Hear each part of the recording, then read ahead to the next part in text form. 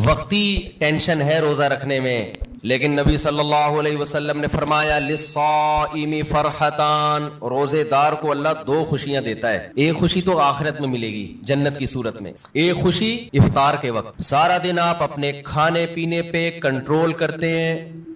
دیکھو کھانے پینے پہ کنٹرول کرنے میں صرف یہ ٹینشن نہیں ہوتی بھوک اور پیاس کی، بڑی ٹینشن یہ ہوتی ہے کسی کام میں دل نہیں لگتا انسان کا. روزہ رکھے نا کوئی بھی کام تمیز سے ہوتا نہیں، عادت ہی نہیں. جن لوگوں کو صبح ناشتے کی عادت ہے، ناشتہ کر کے آفس جاتے ہیں، بڑے فریش ہوتے ہیں، وہ ناشتہ کیے بغیر جا رہے ہوتے ہیں. جن لوگوں کو عادت ہے شام کو سٹا لگانے کی، چائے وا پینے کی، وہ بغیر چائے کے، تو زبان خشک اور وہ آہستہ آہستہ. باڈی کی تو ضرورت نہیں ہوتی اتنا کھانے پینے کی، لیکن عادت تو لائف کہتے ہیں نا بورنگ لائف ہو جاتی، بور ہونا شروع ہو جاتے ہیں، کسی کام میں دل نہیں لگ رہا. لیکن جب اللہ تعالی ہمیں افطاری کے دسترخوان پہ بٹھاتے ہیں، چند نوالے پیٹ میں اترتے ہیں، کیسی طبیعت فریش ہو جاتی ہے. یہ عام دنوں میں طبیعت میں یہ لذت انسان محسوس نہیں کرتا. تو اللہ نے کیا فرمایا، نبی نے کیا فرمایا کہ ایک روزے دار کو جو خوشی ملے گی وہ آخرت میں ملے گی، اور ایک خوشی دسترخوان پہ جب وہ افطار کرتا ہے وہ بھی بڑی مزے کی خوشی ہوتی ہے. اور میں آپ سے ایک گزارش کرتا ہوں، اس کا مذہب سے براہ راست تعلق نہیں ہے، میڈیکل سائنس سے ہے، لیکن مذہب بھی صحت کو کی ترغیب دیتا ہے نا صحت بنانے کی. رمضان میں ایک کام آپ کر لیں، تھوڑا کھانے پینے پہ کیا کر لو میرے بھائی، کنٹرول کر لیں. ہوتا یہ ہے کہ صبح سحری سے لے کے رات تک مغرب تک جب ہم بھوکے پیاسے رہتے ہیں، ہماری باڈی کا فیٹ ختم ہونا شروع ہوتا ہے، باڈی نتھرنا شروع ہوتی ہے، جسم کی زکات نکلنا شروع ہوتی ہے، جسم فریش ہونا شروع ہوتا ہے. اس کے بعد جو حساب کتاب افطار کے وقت میں پھوڑنا پھاڑنا ہوتا ہے، اس سے باڈی کی ایسی کی تیسی ہو جاتی ہے. رمضان میں ہارٹ اٹیک کے واقعات میرا خیال ہے عام دنوں سے زیادہ ہی ہوتے ہیں. بھائی اللہ میاں نے کھانے کی چھٹی دی ہے، پھوڑنے کی چھٹی. کھانے اور پھوڑنے میں کیا ہے بولو، فرق ہے. نبی صلی اللہ علیہ وسلم نے فرمایا بدترین برتن جس کو بھرا جائے نا وہ انسان کا پیٹ ہے. کوئی برتن فل بھرا ہوا اللہ کو اتنا برا نہیں لگتا جتنا انسان کا پیٹ برا لگتا ہے اللہ کو. میں نہیں کہہ رہا کہ حرام ہے زیادہ کھا لیں آپ، حلال حرام کی بات نہیں ہے، ناپسندیدہ شریعت کی نظر میں بہرحال ہے، حرام نہیں ہے. اب آپ کہیں گے بھوکے پیاسے بھی کھانے بھی نہیں دے رہا اللہ میاں، ابھی بھی پابندیاں لگا رہے. اللہ پابندی نہیں لگا رہا، لگا کھا لو، پھوڑ دو، جتنا پھوڑنا پھوڑ دو، پڑے ہوئے خود ہی ہو گئے نا، پھوڑ دو. حرام نہیں ہے لیکن پسندیدہ کام نہیں ہے. تو رمضان میں آپ اپنے آپ کو عادی بنا سکتے ہیں کم کھانے کا، اچھا کھانے کا. میں بھی سموسے پھوڑتا ہوں، پکوڑے پھوڑتا ہوں، لہذا میں آپ کو یہ کہوں کہ سموسے نہ کھائیں، پکوڑے نہ کھائیں، یہ غلط ہو جائے گا. جب میں کھانے لگوں گا میرے گھر والے میرا ہی بیان چلا دیں گے. کیا آپ خود لوگوں کو بول رہے ہو کہ سموسے مت کھاؤ اور خود کیا کر رہے ہو، کھا رہے ہو، لہذا میں ایسی بات کیوں کروں جو میں خود نہیں کر رہا. لیکن ہم سب مل کے عزم کر لیتے ہیں آپس میں کہ تھوڑا کیا کریں گے، کنٹرول. میں بھی کوشش کروں گا. اب گھر والے کہیں گے بیان دیکھو، میں کہا میں نے کوشش کا وعدہ کیا تھا، تو کوشش ہی تو ہو رہی ہے کہ میرا ہی بیان مجھے ہی سنایا جا رہا ہے. کوشش کی جا سکتی. سموسے بھی کھا لیں اعتدال سے. میں نے بہت دیکھا ہے لوگوں کو افطاری میں بہت زیادہ پھوڑتے ہیں، مسائل کھڑے ہو جائیں گے آپ کے لیے. شربت پہ شربت پیے جا رہے ہیں، چینی کے نا پیے جا رہے ہیں، کولڈ ڈرنک پہ کولڈ ڈرنک پیے جا رہے ہیں. اچھا کمال کی بات یہ کہ افطاری میں طبیعت سے پھوڑتے ہیں، پھر نماز کے بعد آ کے کھانا کھاتے ہیں. یہ آج تک کم از کم میری کھوپڑی میں یہ چیز نہیں آئی کہ کھانا کیسے کھا رہے ہو یار. یا تو ایک کھجور سے روزہ افطار کیا ہوتا ہے، نماز پڑھ کے آگے کھانا کھاتے ہیں. یہ بہت جگہ ہم نے دیکھا ہے، افطار پارٹیوں میں بھی ہوتا ہے. پہلے افطار پارٹی میں کیک، پیسٹریاں، سموسے، پکوڑے اور چکن اور کیا کچھ ہوگا، وہ کھانے کے بعد چلو جی اب جماعت سے نماز پڑھے، اب کھانا لگا ہوا ہے. اب مجھے کہہ رہے تھے صاحب کھانا لگا دیا. کھانا یہ کیا کھایا ہم نے بھائی؟ ایک آدمی نے کم از کم 6 سموسے کھائے ہیں اور اتنے پکوڑے کھائے ہیں، تو اب کھانا کیا؟ تو لوگ کہتے ہیں کھانا روٹی سالن کو کہا جاتا ہے اور چاول کو کہا جاتا ہے. یہ جو ہم نے کھایا ہے کھانے سے پہلے، جو نماز سے پہلے افطاری میں، یہ روٹی سالن نہیں تھا. یہ سموسے، پیسٹریاں، پکوڑے اور پتہ نہیں رول اور کیا کیا چیزیں آ رہی ہیں، یہ تو وہ تھا.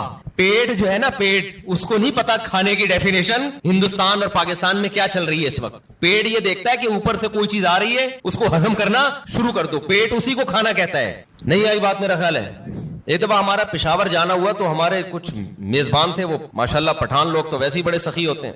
انہوں نے کیا کیا, میرے لیے نا دیسی مرغیوں کی وہ لا کے رکھ دی, دیسی مرغیاں نا روسٹ, بڑی زبردست تھی وہ, رانیں اس کی بھنی ہوئی, ہم نے پھوڑ دی. وہ ماشاءاللہ بڑے ہیوی کھانا تھا, تو میں نے اچھی طرح طبیعت سے کھا لیا, بڑا مزہ آیا. میں تو کہا ہو گیا کھانا بھائی, اتنی دیر میں اب کھانا آ رہا ہے. اب میں مجھ پہ نا, کیونکہ وہ پھر کھلاتے بھی زبردستی ہیں, مجھ پہ راشا تاری ہو گیا. میں نے کہا اللہ خیر کرے اب کیا ہوگا. انہوں نے کہا وہ سب کھانا. میں نے کہا بھائی ہمارے اندر تو طاقت نہیں ہے. انہوں نے کہا تمہارے باپ کو بھی کھانا پڑے. ان کا یہ الفاظ نہیں تھے, لیکن اسٹائل اسی قسم کا تھا. وہاں ایسا نہیں ہو سکتا کہ کھانا آئے اور آپ نہیں کھاؤ. پھر ہم نے کھایا, تھوڑا سا کھایا. تو افطاری میں کیا کر رہے ہوتے ہو بھائی, تو آپ بہترین, آپ تجربہ کر کے دیکھ لو میرے مشورے پر. افطاری میں شربت نہ پیو آپ, میں آپ کو بتا رہا ہوں آپ کا دماغ ایسا فریش ہو جائے گا نا, آپ کہو گے واہ مزہ آ گیا بھائی. اکثر آپ نے دیکھا ہوگا افطاری کرتے ہی لوگ ٹن ہو جاتے ہیں, دیکھا ہوگا نا, مغرب کے بعد گھر جاتے ہیں بستر سے اٹھا ہی نہیں جاتا. پھر تراویح میں ایسے جھوم رہے ہوتے ہیں جیسے جن پر لگتا ہے کسی نے کوئی قبر سے مردہ اکھاڑ کے لا کے یہاں کھڑا کر دیا ہے. یہ حالت ہوتی ہے. آپ کو جو نیند آتی ہے نا میٹھا کھانے سے آتی ہے, خوب سمجھ لیں, کارب لینے سے آتی ہے. آپ اپنی خوراک میں کاربوہائیڈریٹ کو کم کر دیں, آپ فریش بھی ہوں گے, نیند بھی نہیں آئے گی, جسم کو طاقت پوری ملے گی. آپ افطاری میں تجربہ کر کے دیکھ لیں, میٹھے میں صرف کھجور کھائیں آپ افطاری میں, اس سے نیند نہیں آئے گی. کھجور میں کوئی الگ ٹائپ کا میٹھا ہوتا ہے.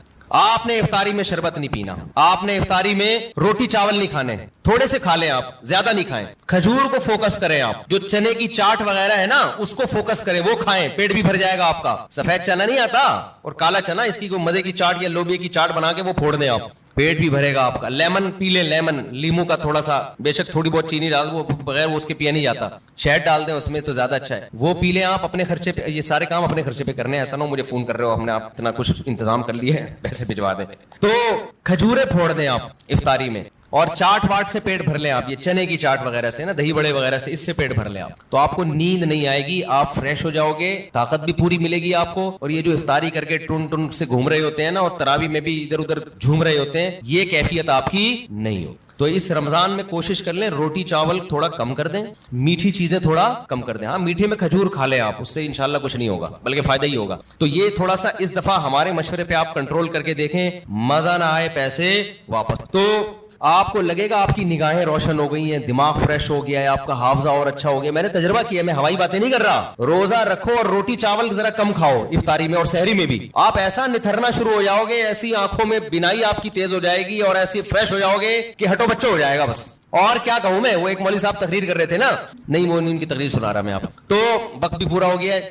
تو یہ تھوڑا سا رمضان میں کیا کرنا ہے, تھوڑا سا میٹھے پہ تھوڑا سا کیا کر لو بھائی, کنٹرول کر لو. میٹھے پہ, روٹی چاول بھی میٹھی ہی چیزوں میں شمار ہوتا ہے اس کا, کیونکہ اس میں کارب بہت زیادہ ہے. تھوڑا سا کنٹرول کر لیں, دیکھو آپ کی صحت, کیونکہ رمضان کا تحفہ اللہ نے غیر مسلم کو نہیں دیا, کس کو دیا ہے, مسلمان کو. تو مسلمان اس کو صحت بنانے میں بہترین استعمال کر سکتا ہے, تو روحانی فائدے بھی ہوں گے اور جسمانی بھی. لیکن مسلمان صبح سے لے کے شام تک روزہ رکھ کے افطاری میں طبیعت سے پھوڑ پھاڑ کے جسمانی قوت کا بجائے اس کو بنانے کے اس کا بیڑا غرق کر دیتا, اور بیڑا ہی غرق ہو جاتا ہے. تو اللہ تعالی ہم سب کو ہدایت دے اور تمیز سے کھانے پینے کی توفیق عطا فرمائے. ایک تو اعلان سن لیں کہ میرے شیخ حضرت مفتی عبد الرحیم صاحب جن سے میں بیعت ہوں, ان کا ایک یوٹیوب چینل بن گیا ہے مفتی عبد الرحیم کے نام سے, تو آپ لوگ اس کو سبسکرائب کریں. بہت بڑے بزرگ ہیں, بہت تجربہ ہے ان کا, تقوی, علم, اہل اللہ کی صحبت. وہ تو جب آپ ان کے بیانات سنیں گے تو آپ کو اندازہ ہوگا. تو بعض دفعہ انسان کے پاس علم بہت ہوتا ہے, تجربہ نہیں ہوتا, وہ بھی بعض دفعہ لوگوں کو گمراہ کر دیتا ہے. بعض دفعہ تجربے ہی ہوتے ہیں, علم نہیں ہوتا. بعض دفعہ دونوں چیزیں ہوتی ہیں, تقوی نہیں ہوتا, اللہ کا خوف نہیں ہوتا. بعض دفعہ تینوں چیزیں ہوتی ہیں, حکمت نہیں ہوتی جو اہل اللہ کی صحبت سے انسان کو حاصل ہوتی ہے. تو ان میں الحمدللہ یہ چاروں صفات ہیں, تبھی ہم نے ان کو اپنا شیخ بنایا ہے. تو اس لیے ان کا سن لیا کریں, بہت فائدہ ہوگا انشاءاللہ. اور جب کوئی انسان میں کوئی بڑی صلاحیت ہوتی ہے نا, کام اللہ بہت لیتے ہیں, تو اس کے خلاف پروپیگنڈا بھی بہت ہوتا ہے. ہمارے ملک میں پازیٹیو وے میں کام کرنا دنیا کا مشکل ترین کام ہے. کوئی شخص ممبر پہ بیٹھ کے الٹی پھینکنا شروع کرے نا, تو لوگ اس کو پسند کرتے ہیں, زبردست خاندانی مخالفتیں کرتا رہے, وہ ایسا وہ ایسا وہ ایسا, فوج ایسی, عمران خان ایسا, مسلم لیگ ایسی. ہر ایک میں برائیاں بھی ہوتی ہیں, اچھائیاں بھی ہوتی ہیں, لیکن جو نیگیٹو باتیں کرے گا نا, سیاستدانوں کے کیڑے نکالنا شروع کرے گا, ان کو گالیاں دینا شروع کرے گا, حکمرانوں کو برا بھلا کہنا شروع کرے گا, اچھی چیز میں بھی برا بھلا کہہ رہا ہوگا. ہر چیز میں نیگیٹو بات جو کرتا ہے اس کا منجن ہمارے ہاں بہت جلدی بکتا ہے. لیکن جو کام کے لوگ ہوتے ہیں نا, جن کو تبدیلی لانی ہے, وہ یہ دیکھتے ہیں کہ منفی بات بیان کرنے کا چاہے وہ صحیح بھی ہو فائدہ ہے یا نہیں ہے. اس کی مثال ایسے دیکھو, ایک عورت کا میاں جو ہے وہ نالائق ہے, باہر اس کا چکر چل رہا ہے, کہیں بہت غلط کام کر رہا ہے نا. اب آپ کو چاہیے کہ آپ اس کو جا کے بتاؤ یار تم باہر کی عورتوں سے غلط کر رہے ہو, یہ تمہارا گھر خراب ہوگا, بری بات ہے, انسان کے بچے بن جاؤ. تو یہ اس کی علامت ہوگی آپ پازیٹیو وے میں کام کر رہے ہو. ایک طریقے یہ ممبر پہ آگے بیٹھو آپ اور بولو وہ فلاں جو ہے نا وہ بندہ غلط ہے, میں اس کی بیگم کو کہہ رہا ہوں کہ وہ بندہ غلط کر رہا ہے, اس کی بیگم تک میرا یہ پیغام جا کے پہنچا دو. یا اس کی بیوی کو جا کے بتا رہا ہے تمہارا میاں یہ کچھ کر رہا ہے. اس کا مطلب یہ آدمی سوسائٹی میں کوئی پازیٹیو تبدیلی نہیں چاہتا, بس اس کو حق بیانی کا شوق ہے. حق بیانی کا کیا ہے؟ شوق ہے بے موقع. اب جا کے اس کی بیگم کو بتانے کی کیا ضرورت تھی؟ یار لڑوا رہے ہو میاں بیوی میں, طلاقیں دلوا رہے ہو, اس سے کیا وہ چکر چھوڑ دے گا؟ آپ خود سمجھاؤ, اس کے باپ کو بتاؤ. اس طرح عورت کو شوہر کے خلاف, شوہر کو عورت کے خلاف, باپ کو بیٹے کے خلاف, بیٹے کو باپ کے خلاف. تو ہمارے یہاں بہت سے لوگ اس طرح سے ملک کی اصلاح کی کوشش کر رہے ہیں کہ عوام کو حکمرانوں کے خلاف, عوام کو اسٹیٹ کے خلاف, اور ایسی مخالفت ہونا جس سے فائدہ ہو کہ بھئی یہ غلط ہے یہ صحیح ہے. تو وہ مخالفت برائے مخالفت ہو رہی ہے, اس کے نتیجے میں ریاست کا بیڑا غرق ہونے والا ہے جو حالات چل رہے ہیں. تو پازیٹیو وے میں کام کرنے والے لوگ میں نے اپنی زندگی میں بہت تھوڑے دیکھے ہیں. چند ہیں بڑے بڑے علماء الحمدللہ جو بڑے پازیٹیو وے میں کام کر رہے ہیں, لیکن آپ یوٹیوب پہ دیکھو کہ ان کی مقبولیت نہیں ہے. لوگ سننا ہی نہیں چاہتے, لوگ نیگیٹو باتیں سننے کے عادی ہو گئے ہیں. ہر اچھے کام کی غلط توجیہ پیش کرنا اور ہر غلط کام کے جو آپ کا لیڈر جو اچھا کر رہا ہے اس کو غلط کہنا, یعنی جو غلط کر رہا ہے اس کو اچھا کہنا, اور دوسرے کا لیڈر جو اچھا بھی کر رہا ہے اس کو بھی غلط کہنا. یہ پالیسی چل رہی ہے ہمارے یہاں. تو حضرت مفتی عبدالرحیم صاحب جو میرے شیخ و مرشد ہیں وہ ان لوگوں میں سے ہیں جو الحمدللہ پازیٹیو وے میں کام کر رہے ہیں, اور بہت بڑے بڑے کام وہ کر چکے ہیں جس کا پبلک کو پتہ ہی نہیں ہے, کیونکہ ان کو نام کا بھی شوق نہیں ہے. ہم تو ان کے قریب رہے ہیں, 27 سال ہو گئے مجھے ان کے ساتھ رہتے ہوئے, ہمیں ان کے اخلاص کا پتہ ہے. لیکن جب ایک بات یاد رکھو, جب آپ پازیٹیو وے میں کام کرو گے نا, بہت سے لوگ آپ کی ٹانگیں کھینچیں گے. کوئی آپ کو اسٹیبلشمنٹ کا کہے گا, کوئی بوٹ پالیشیا کہے گا, کوئی حکمرانوں کا وفادار کہے گا, جبکہ نہ وہ اسٹیبلشمنٹ سے 1 روپیہ لیتے ہیں, نہ کبھی لیا انہوں نے, نہ حکمرانوں سے ان کا کوئی مفاد ہے, لیا ہی نہیں کبھی نا. تو پازیٹیو وے میں کام کر رہے ہیں. تو آپ ذرا ان کو سنیں تو آپ کو اندازہ ہوگا کہ الحمدللہ کہ تمیز کے لوگ بھی دنیا میں موجود ہیں جن سے آپ کو بہت اچھی گائیڈنس ملے گی اور اپنی زندگی میں تبدیلی لانے کا موقع ملے گا. آپ کہیں گے مفتی صاحب پھر آپ بھی تمیز کے بن جاؤ نا, جب اتنی تمیز باتیں کر رہے ہو. ہم جیسے ہم کو ویسے ہی رہنے دو بھائی, ہم بدتمیز ہی اچھے ہیں. ہم کیا ہیں؟ بدتمیز ہی اچھے. اچھا بھائی مفتی صاحب ہولی منانا کیسا ہے؟ انتہائی درجے کی بدتمیزی ہے. ابھی تمیز پہ بات چل رہی ہے نا. ہندو منائے, آپ نہ مناؤ بھائی. اگر ہندو ہولی مناتے ہیں تو کیا انہیں روکنا چاہیے؟ اور مسلمانوں کے لیے مذہبی رواداری کی نیت سے ہولی میں شرکت کرنا کیسا ہے؟ دیکھو ان کو تو مت روکو, ان کا مذہبی تہوار ہے, ان کو کیوں روک رہے ہو بھائی؟ وہ ہندو ہے, وہ مسلمان تھوڑی ہے. باقی آپ نہ مناؤ. باقی مذہبی رواداری کے لیے, مذہبی رواداری میں یہ ہے کہ ان کو کرنے دو, بس اتنی رواداری کافی ہے, افورڈیبل ہے. اب شراب کوئی شخص پی رہا ہے تو پی رہا ہے نا, وہ پی رہا ہے, آپ اس کو نہ روکو. یہ تو نہیں کہ اس کے ساتھ جا کے پینا شروع کر دو. بھائی وہ ٹھیک ہے رواداری ہے یار, چھوڑو یار, اس کا مسئلہ ہے, ہمارا کیا مسئلہ ہے. تو لیکن میں نہیں کہہ رہا کہ ہولی پینا شراب جیسا ہے, لیکن ہمارے مذہب میں تو حرام ہے نا دوسرے مذہبی تہواروں پر عمل کرنا. تو اب وہ کر رہے ہیں, ان کو کرنے دو, ان کو نہ چھیڑو, لیکن آپ کے لیے اس میں شرکت جائز نہیں ہے. لوگ کہتے ہیں کہ بھائی ہندو بھی تو ہمارے تہواروں میں شریک ہوتے ہیں ہمارے ساتھ. بھائی ان کے مذہب نے ان کو نہیں روکا ہمارے تہواروں میں شرکت سے, ہمارے مذہب نے ہم کو روکا ہے. یہ اگر براڈ مائنڈڈ بننا شروع ہوئے نا تو اس کی کوئی بریکیں نہیں ہے. پھر آگے یورپ میں جاؤ گے, امریکہ میں جاؤ گے, وہ اس سے ہندوؤں سے 2 ہاتھ آگے ہیں, بہت ساری چیزیں ان کے یہاں لیگل ہیں. وہ کہتے ہیں یار یہ سب سیٹ ہے. تو آپ کب تک براڈ مائنڈڈ بنو گے؟ تو اپنا مذہب جو اسلام نے دیا ہے آپ کو, اور اسلام نے کہا ہے وَمَن يَبْتَغِ غَيْرَ الْإِسْلَامِ دِينًا, اللہ کی نظر میں صرف اسلام ہی ہے. تو جب آپ کا یہ دعویٰ ہے تو ہم اس سے باہر نہیں نکل سکتے. باقی ہم تشدد کے قائل نہیں ہیں, رواداری کے قائل ہیں, ہندوؤں کو کھلائیں پلائیں, ہدیے دیں, تحفے دیں. مذہبی تہوار میں نہ کرسمس میں عیسائیوں کے ساتھ شریک ہونے کی اجازت ہے, اور نہ ہولی میں ہندوؤں کے ساتھ شریک ہونے کی اجازت. باقی ان کے آپ اچھی طرح سے ملے, ان کو کل غسل کرتے بھی گمان ہوتا رہتا کہیں سے کوئی جگہ خوش نہ رہ گئی ہو. میرا دل چاہتا ہے ان کو پکڑ کے نا ایسے وہمیوں کو چترول لگاؤں, یہ مجھے پاگل بنا دیں گے. یہ جو وہمی لوگ ہیں نا, ان کے فونوں کو میں نے وہمی نمبر 35 تک محفوظ کیا ہوا ہے. اور ان کے ساتھ زیادہ آپ کو پتا ہے نفسیاتی ڈاکٹر عموماً مریضوں کی کاؤنسلنگ کرتے کرتے تھوڑے دنوں میں خود نفسیاتی ہو جاتے ہیں. یہ مجھے کسی ڈاکٹر نے ہی بتایا, وہ پھر اپنا علاج کسی بڑے ڈاکٹر سے کر رہا ہوگا. آپ جس قسم کے طبقے میں زیادہ بیٹھتے ہو نا, تھوڑی دیر میں آپ کیا ہو جاتے ہو, وہی ہو جاتے ہو. اب وہمی آئیں گے, مجھے یہ جگہ خوش رہ گئی, یہ جگہ خوش رہ گئی, غسل نہیں ہو رہا. جب زیادہ سنتا ہے تو مجھے بھی 5 دفعہ ہوتا ہے پتہ نہیں میرا غسل ہوا کہ نہیں ہوا. حقیقت بتا رہا ہوں. تو ان لوگوں سے جان چھڑاؤ یار. ان کا علاج ان کا یہی ہے کہ ان کو کوئی وضو کرائے اور بول انسان کا بچہ بن کے جلدی سے وضو کرو, پتلی گلی سے نکل یہاں سے. یہی علاج ہوگا, اس کے علاوہ کوئی علاج نہیں ہے ان لوگوں کا. رمضان کا روزہ کیسے رکھیں, یہ کیا لکھا ہے؟ پتہ نہیں کیا لکھا ہے بھائی. یہ تو اللہ میاں کو اللہ میاں کیوں بولتے ہیں بھائی؟ اللہ میاں عرف میں اللہ میاں بولتے ہیں، عزت کا لفظ سمجھا جاتا ہے۔ مرحوم والدہ اگر خواب میں آ کر کہے میری قبر پر آؤ، اور پھر یہ کہنا کہ اچھا قضا روزہ کیسے، بس ایسے ہی رکھیں، سحری سے پہلے نیت کر لیں، پھر یہ کہنا کہ زبان سے کہ مجھ سے قبر سے بلاوا آیا، کیا اس میں شرک اندیشہ ہے؟ نہیں، ایسا کوئی شرک اندیشہ نہیں ہے۔ مفتی صاحب کیا انبیاء اپنی قبروں میں زندہ ہوتے ہیں؟ کیا عقیدہ رکھنا درست ہے کہ نبی کے علاوہ جتنے انبیاء ہیں وہ نبی کے ساتھ جتنے ہاں بھائی انبیاء قبروں میں زندہ ہوتے ہیں برزخی حیات کے ساتھ، عام مردوں سے زیادہ ان کو ایک خاص نوعیت کی زندگی دی جاتی ہے، ہوتی وہ برزخی ہی ہے، دنیاوی نہیں ہوتی، وہ ہوتی برزخی حیات ہی ہے، لیکن بہت پاورفل ہوتی ہے، عام میتوں سے زیادہ پاورفل ہوتی ہے وہ۔ مفتی صاحب جنت کی زندگی کیسی ہوگی، اس پر تفصیلی بیان کریں انشاءاللہ۔ مفتی صاحب ایتھیس اللہ کہتے ہیں کہ قرآن میں دلائل دیں اور عقل سے دلائل دیں، یہ تو کئی دفعہ بیان کر چکا ہوں میں، پھر دوبارہ کر دیں گے۔ میرے رشتہ دار نے میری کچھ مدد کی اور میرے سارے بہن بھائی کو بتا دیا، میں نے کہا آپ نے کیوں بتایا؟ انہوں نے کہا اسلام میں کچھ عمل دکھلانا بھی چاہیے تاکہ لوگوں میں ترغیب ہو۔ اب میرے بہن بھائی مجھے تانا دے رہے ہیں، ابے بھائی آپ نے قرآن میں یہ ہے کہ دکھا کے بھی خرچ کرو اور چھپا کے بھی خرچ کرو، چھپا کے اس لیے تاکہ اخلاص ہو، دکھا کے اس لیے تاکہ لوگوں کو ترغیب، لیکن جس کو دے رہے ہو وہ عزت دار آدمی ہے تو پھر اس کے بارے میں مت بتاؤ۔ آپ اپنے ریلیٹو کو دے دیا، ساری دنیا میں بتا دیا میں نے اس کو دیا ہے، تو یہ اس میں تو بے عزتی ہے نا اگلے کی، تو یہ غلط چیز ہے، اس سے توبہ استغفار کرنا چاہیے۔ جناب والا کیا ہر نیک کام کرنے سے پہلے نیت کرنی پڑے گی؟ کر لینی چاہیے تو ثواب زیادہ ملے گا، جیسے کہ حقوق العباد، ہمیں تو بچپن سے حقوق العباد وغیرہ سکھایا جاتا ہے، تو کیا ہر سے پاگل ہو جاتا ہے آدمی۔ اب ابا کو کچھ دے رہے میں نیت کرتا ہوں ثواب حاصل کرنے کی، یہ لو ابا۔ بیگم کو کچھ لا کے کھلا رہا ہے میں نیت کرتا ہوں ثواب حاصل کرنے کی، بس دل میں نیت کرو، اے اللہ میں جس مخلوق کو بھی کھلا رہا ہوں کس کے لیے؟ تیرے لیے، تو بس یہ کافی ہے۔ ہر دفعہ نیت کر لو تو اور اچھی بات ہے، لیکن وہمی نہ بن جاؤ پھر۔ مفتی صاحب آپ مسائل کے سیشن سے پہلے 4 رکعت پڑھ لینے کا کہتے ہیں، اس کے بعد 2 رکعتیں بھی تو سنت موقدہ ہوتی ہیں، 4 رکعتیں سنت موقدہ، اس کے بعد 2 رکعتوں کے بارے میں اختلاف ہے کہ وہ سنت موقدہ ہیں یا نہیں ہے، تو ہماری تحقیق یہی ہے کہ وہ سنت موقدہ نہیں ہے، بعض علماء کہتے ہیں موقدہ ہیں۔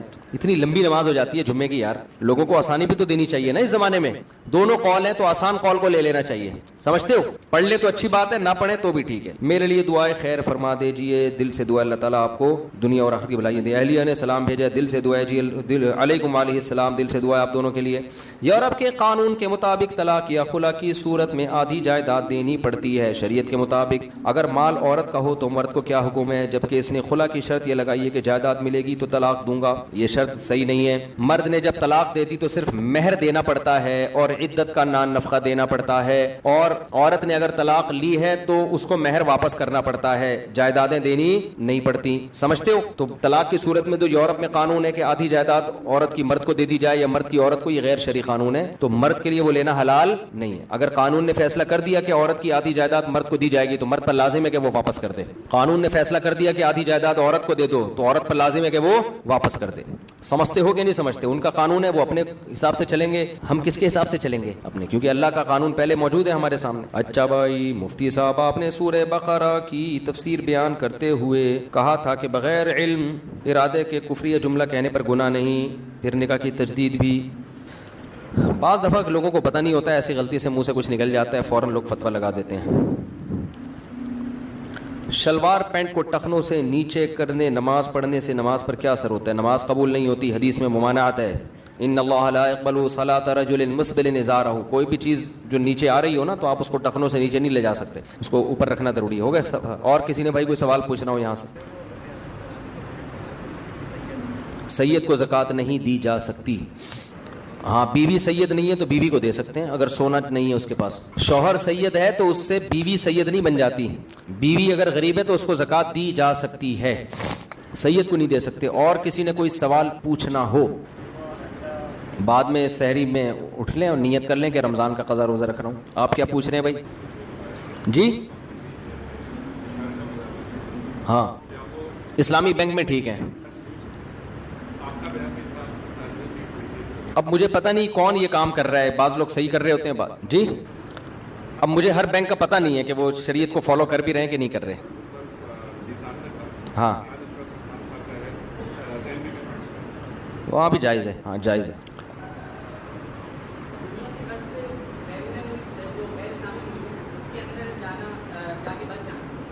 بھائی یہ بڑا مسئلہ ہے، غیر اسلامی ملکوں میں جا کے بس جانا، اس کے لیے جائز ہے جو اپنے اور اپنی اولاد کے دین کی حفاظت کر سکے، اس کے لیے جائز ہے. جو حفاظت نہ کر سکے اس کے لیے جائز نہیں. بعض لوگ یہاں خراب تھے وہاں جا کے صحیح ہو گئے، لیکن بعض یہاں صحیح تھے وہاں جا کے خراب. تو یہ جنرلی کوئی ایک یعنی ایسا نہیں ہے کہ ہر ایک پہ وہ اپلائی ہو سکے. ایک قاعدہ بیان کیا جاتا ہے کہ جو اپنے دین کی حفاظت کر سکتا ہے اس کے لیے جانا جائز ہے. لیکن روز بروز نا وہاں کے حالات خراب سے خراب تر ہوتے چلے جا رہے ہیں، کیونکہ اسکولوں میں ہومو سیکسولیٹی باقاعدہ پڑھائی جا رہی ہے، ترغیبیں دی جا رہی ہیں، ایسے قوانین بن رہے ہیں کہ بچے کو کہا جا رہا ہے کہ تم ہی ہو یا شی، یہ تم نے ابھی فیصلہ نہیں کرنا، یہ تم بڑے ہو کر فیصلہ کرو گے. تو آپ بتاؤ رہ گیا پھر یار. تو آپ کے بچہ وہ خود کنفیوز ہوگا میں پتہ نہیں کیا ہوں. ہمارے تو پیدا ہوتے ہی ختنے ہو جاتی ہے، اس کی 2 بکرے کٹ جاتے ہیں، ہم نے اسٹیمپ لگا دی کہ ہی ہے. لڑکی پیدا ہوئی 1 بکرا کٹا، اسٹیمپ لگ گئی کہ یہ کیا ہے، شی ہے، قیامت تک کے لیے یہ شی رہے گی. ان کے ہاں بھی یہ ہے کہ یہ آپ کا رائٹ ہے کہ آپ خود فیصلہ کریں کہ آپ ہی ہیں یا شی. اگر آپ نے کہا کہ پیدا ہی ہوئے تھے، آپ نے کہا میں شی ہوں تو شی ہے، بعد میں آپ کو خیال نہیں ہے شی والا صحیح نہیں ہے وہ ہی والا ہی ٹھیک ہے تو چلو ہی بن جاؤ. پھر خیال ہوا کہ یار وہ شی ٹھیک تھا تو شی بن جاؤ. تو کنفیوژن یہ ہے. میاں بیوی میں جو میاں تھا وہ بیوی بن جائے گا، بیوی میاں بن جائے گی. انہوں نے کہا نہیں، اب ہم میاں بیوی کھیلتے ہیں. تم میاں میں بیوی، جیسے بچے نہیں بچیاں کھیل رہی ہوتی، تو اب تم میاں تھے میں بیوی تھی، تو اب ہم نے اس طرح سے لائف کو انجوائے کیا. اب ایسا کرو میں میاں تم کیا ہو، تم بیوی. وہ کہتے چلو ٹھیک ہے، ایک ٹیکے کی دیر ہے. ایک میں نے بھی بیان کیا نا، تو اس پہ ایک لبرل انٹی بہت غصے میں، انہوں نے کہا یار کوئی مرد اور عورت کا فرق نہیں ہے، ایک ٹیکا لگاؤ آدمی عورت بن جاتا ہے، عورت آدمی. میرے بیان پہ اعتراض کیا ہوا تھا انہوں نے. تو مجھے خیال ان سے بولو ٹیکا لگائے بغیر کیوں نہیں بنتا، وہ ٹیکا کیوں لگانا ضروری ہے. تو اب تو ایک ٹیکے کے فاصلے پر ہے، جو بننا ہے آپ ایک ٹیکا لگائیں بن جائیں. آپریشن ہوتا ہے چھوٹا موٹا سا. تو اب یہ آپ اگر آپ چاہتے ہو کہ یہ آپ کی اولاد میں یہ چیزیں جائیں تو ٹھیک ہے بھائی، نہیں تو اسی غربت اور مہنگائی میں کیا کرو میرے بھائی، گزارا کرو. مہنگائی ہے، غربت ہے، لیکن جو ہی ہے وہ ہی ہے، جو شی ہے وہ کیا ہے، شی ہے. یہ بہت بڑی اللہ کی نعمت ہے الحمدللہ. آپ داماد کے بارے میں کنفیوز نہیں ہے، ورنہ داماد کے بارے میں لوگ کنفیوز ہیں وہاں پہ، پتہ نہیں میری بہو ہے کہ کم وقت داماد ہے کیا ہے. آپ کی بیٹی رخصت ہو کے جا رہی ہے کسی گھر میں، آپ کو یہی نہیں پتا کہ یہ گھر داماد بننے جا رہی ہے یا بہو بننے جا رہی ہے. یہ تو اتنی کنفیوژن پیدا ہو. اس کو کہتے ہیں براڈ مائنڈ. ہم کیا ہیں، آزاد خیال لوگ ہیں. تو ان کے ہاں یہ ہوگا بھائی، ہم لوگ کے ہاں ایسا نہیں ہوتا. ہم لوگ کے ہاں بیٹیاں رخصت ہو کے جاتی ہیں اور وہ بہو بنتی ہیں اور داماد ملتے ہیں جو پورے ہی ہوتے ہیں. کوئی کنفیوژن الحمدللہ اس میں ہمیں نہیں ہوتی. خواجہ سرا ہوتے ہیں، وہ پاکستان میں ٹوٹل 4000 خواجہ سرا ہیں جو سچی مچی کے ہیں، جو قدرت کی طرف سے ہیں. کروڑوں کی آبادی میں صرف کتنے 4000، باقی سارے بنے ہوئے ہیں. جب ان کو پکڑا جائے نا تو پتا چلے گا پورے آدمی ہیں، یہ پیسہ کمانے کے لیے بنے ہوئے ہوتے ہیں. ورنہ جو قدرتی طور پہ جو خواجہ سرا پیدا ہوتے ہیں نا، ان کا ریشو 0.1% بھی میرا خیال ہے بہت کم ہے ان کا ریشو. اور وہ بھی اسلام میں خواجہ سرا کچھ نہیں ہوتا. اگر مردانہ علامتیں زیادہ ہیں تو وہ آدمی ہے، عورت والی علامتیں زیادہ ہیں تو کیا ہے، وہ عورت ہے. اس کے پورے عورت والے حقوق ہیں، وراثت. اور یہ تو ماں باپ ظلم کرتے ہیں، کوئی خواجہ سرا پیدا ہوتا ہے تو اس کو حوالے کر دیتے ہیں. اسلام میں حکم یہ ہے کہ اس میں اگر عورت والی علامتیں زیادہ ہیں تو بیٹیوں کی طرح پالو اس کو، مردوں والی علامتیں زیادہ ہیں تو بیٹوں کی طرح پالو اس کو. اور اب تو میڈیکل سائنس نے اور آسان کر دیا، عورتیں والی علامتیں ہیں تو آپریشن کر کے پورا عورت بنا دو اس کو، مردوں والی علامتیں ہیں تو آپریٹ کر کے پورا آدمی بنا دو. اب تو وہ مسئلہ بھی ختم ہو گیا. لیکن اب آپ دیکھو اللہ کی قدرت ہے کدھر کو سوسائٹی جا رہی ہے ہماری. تو آپ ٹھیک ہے جاؤ لبرل ماحول میں رہو، لیکن پھر یہ کنفیوژن بہت پیدا ہوگی بچوں کے بارے میں. عقیقے میں بڑے مسئلے کھڑے ہو جائیں گے، کیا کریں 2 کاٹیں کم وقت ایک کاٹیں. ایسا نہ ہو 2 کاٹے بڑے ہو کر اس نے کہا میں تو شی ہوں، آپ کہیں ایک کے پیسے ضائع کرا دیے، پیسے نکال، ہم نے تیرے 2 بکرے کاٹے تھے. تو بڑے مسائل پیدا ہونے. تو جن لوگوں کو یہ خطرہ ہے کہ وہاں یہ مسائل سے وہ نہیں نکل سکتے تو ان کے لیے ٹھیک نہیں ہے. جو یہ سمجھتے ہیں کہ نکل جائیں گے ہم ان مسائل سے تو رہ لیں وہاں جا کے. میں نے ایک لڑکی کو اللہ کی رضا کے لیے چھوڑ دیا کیونکہ یہ حرام ہے. اب وہ لڑکی بد دعائیں دے رہی ہے، کیا وہ بد دعائیں بھی لگیں گی؟ نہیں لگیں گی بد دعائیں. اور دیکھو اس سے بڑی نیکی کوئی نہیں ہے کہ انسان اپنے محبوب کو خدا کی خاطر چھوڑ دے، اصل محبوب کی خاطر چھوڑ دے. یہ بہت بڑی قربانی ہے. تو اس پہ اللہ آپ کو انشاءاللہ دنیا میں بھی بہت نوازے گا، آخرت میں بھی بہت نوازے گا. تو یہ جو ہے نا اللہ کی خاطر آپ نے کیا. باقی بد دعاؤں کی پرواہ مت کرو. یہ بد دعائیں اگر وہ کہتے ہیں نا کوے کی بد دعاؤں سے بیل مرتے تو کوئی بھی بیل زندہ نہ رہتا. اور آپ اس کو بلاک کر دو، گھننے بن کے بد دعائیں نہ لو اس سے. بعض دفعہ میسج دیکھ رہتے ہیں، دیکھو کوئی نئی بد دعا تو نہیں آئی ہوئی. تو مقصد ہوتا ہے کہ اس انجوائے کرنا نا، تھوڑا دیکھیں محبوب نے کیا بھیجا ہے اور خوش ہو رہا ہوتا ہے کتنا ٹینشن میں ہے بھائی زبردست. تو اس کا طریقہ یہ ہے کہ نسیم منسیہ، بلاک کر دیا نمبر، ختم. عزت دار آدمی بیوی رکھتا ہے بس، اس کے علاوہ اس کے پاس کوئی آپشن نہیں. اس کی فائدہ پھر وہ اپنی نسلوں میں اٹھاتا ہے. عزت دار اولاد ملتی ہے، غیرت مند اولاد ملتی ہے جو اس کو محبت دیتی ہے. اور جو ٹھرکی قسم کے لوگ ہوتے ہیں سب سے بڑا نقصان اولاد کو پتا ہوتا ہے میرا باپ 2 نمبر ہے، وہ باپ کو باپ والی عزت نہیں دیتی. سمجھتے ہو کہ نہیں سمجھتے؟ تو ہمارے گھروں میں جو عزت اور محبت ہے یہ اسی وجہ سے ہے کہ ہمارے گھروں میں الحمدللہ مردوں میں میجورٹی پاک دامن ہے. اب خرابی آ رہی ہے تو گھروں کا ماحول خراب ہوگا.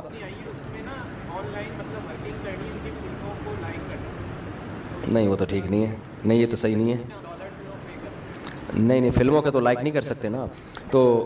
تحقیق نہیں ہے, سننے میں آیا کہ سیریا یا ترکی میں ایسا واقعہ ہوا ہے, ملبے تلے پوری فیملی تھی, خاتون نما شکل میں ایک عورت آئی کہ میرے بچے اس ملبے کے نیچے ہیں. ہاں جب ان کو نکالا گیا تو ان کو بتایا کہ آپ کے انہوں نے کہا کہ آپ کے والدہ نے کہا تھا کہ ہمارے والدہ کو تو 1.5 سال ہو گئے. پتہ نہیں, واللہ عالم, ایسا ہو سکتا ہے, ممکن ہے, اللہ کی قدرت سے تو کچھ بعید نہیں ہے. جی جی اللہ کی قدرت سے تو کوئی بعید نہیں ہے بھائی. سبحانک اللہم و بحمدک. بھائی یہ آخری سوال, بس بچہ کافی دیر سے پوچھ رہا ہے, جلدی بس آخری, بس مدرسہ قابل اعتماد ہو تو زکوٰۃ صدقہ دیں, قابل اعتماد نہیں ہے تو نہیں دیں, ٹھیک ہے. باقی وہ وکالت نامہ لے لیتے ہیں. نئی مدارس میں دونوں طرح کی رقمیں آتی ہیں, زکوٰۃ بھی آتے ہیں, نفلی صدقے بھی آتے ہیں, تو سادات پر پھر وہ دوسرا کر دیتے ہیں. سبحانک اللہم و بحمدک, اشہد ان لا الہ الا انت, نستغفرک و نتوب الیک.